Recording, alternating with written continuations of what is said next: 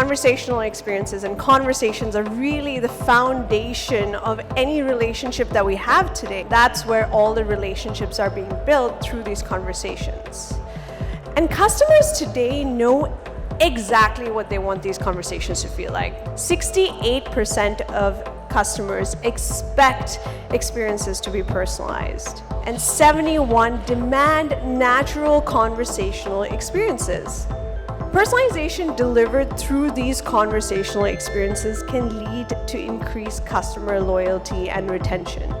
What we found is that we really needed kind of an additional layer to go out and really help people craft their experience online. That's really what led us to look for a different solution, is we wanted to move into a chat space.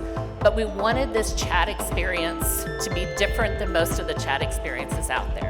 So this is one of my favorite quotes. One of the women who we were working with, she said, "I used to have to text my best friend every 10 minutes because I would copy and paste pieces of my profile into the text message and wanted feedback.